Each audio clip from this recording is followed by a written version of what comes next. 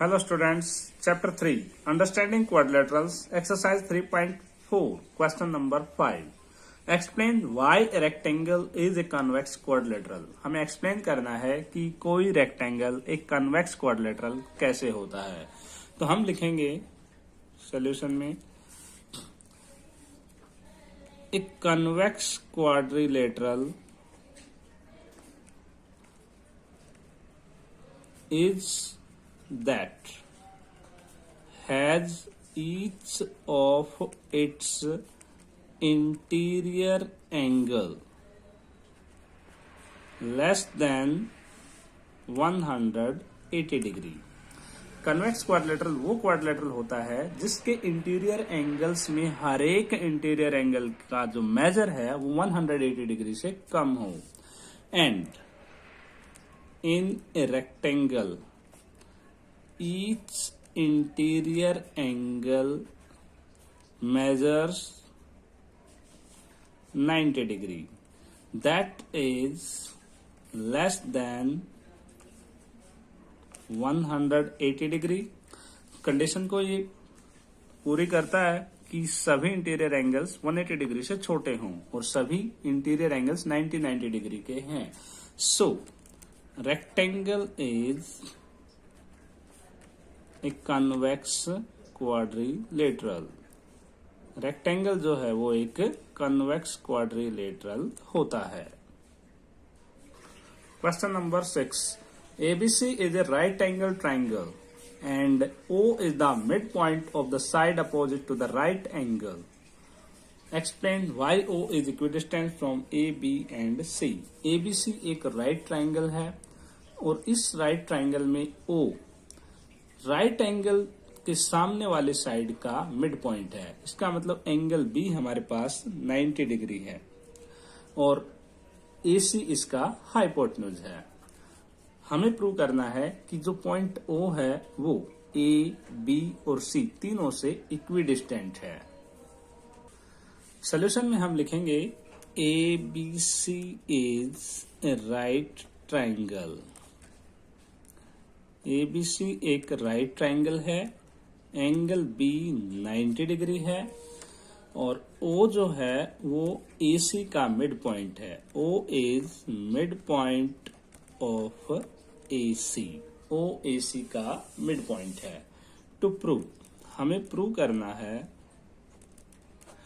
That OA equal to OB equal to OC. जितना OA है उतना ही OB और उतना ही OC, ये हमें प्रूव करना है. तो हम यहां पर एक कंस्ट्रक्शन करेंगे. जॉइन OB जॉइन BO या OB को ज्वाइन कर दें and extend to a point D और एक पॉइंट D तक एक्सटेंड करें.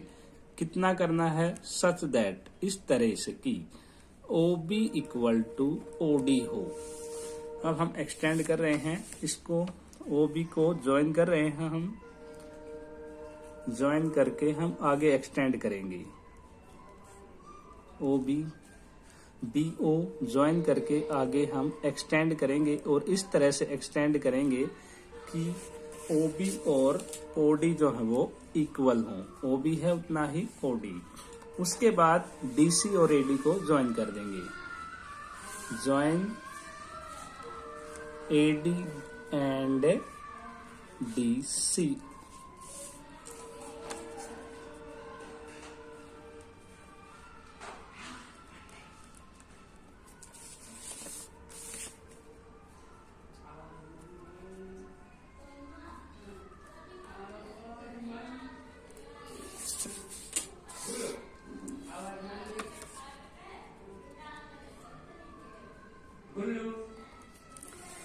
ये रफ फिगर है और रफ फिगर इसी तरह से बनता है हमारे पास. ये पॉइंट B. अब हमारे पास ABCD जो है एक क्वाड्रिलेटरल बन गया. Now we have quadrilateral ABCD. अब इस क्वाड्रिलेटरल में हमारे पास क्या क्या है देखो.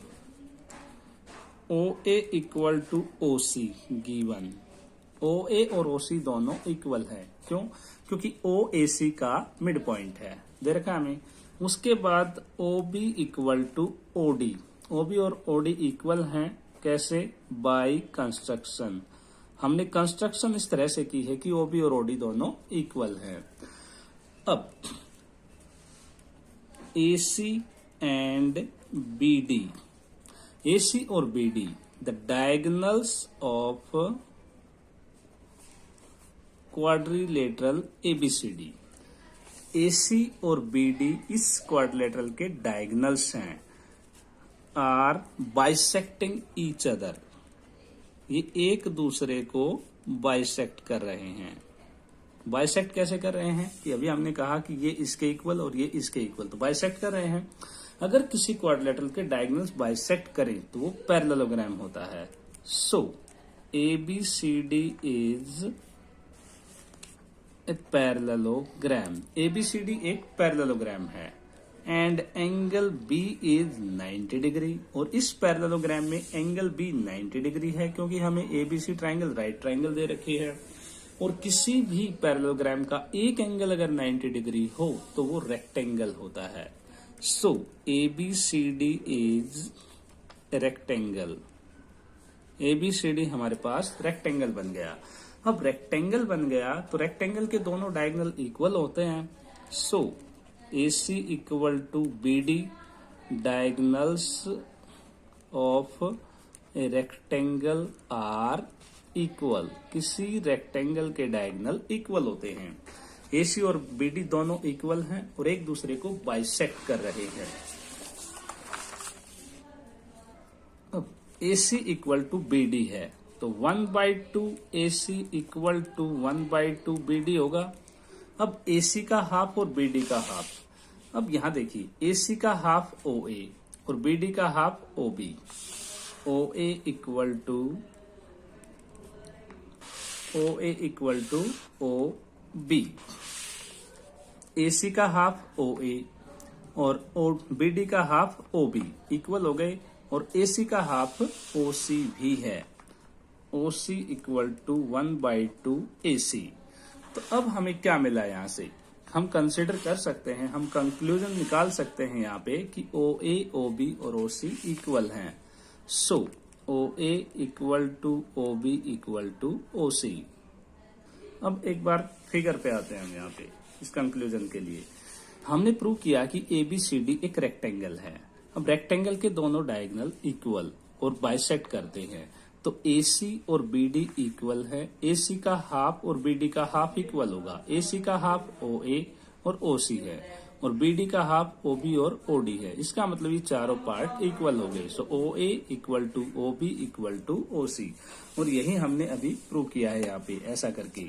OA, OB और OC इक्वल है। So we can conclude O is equidistant from A, B and C. Thank you.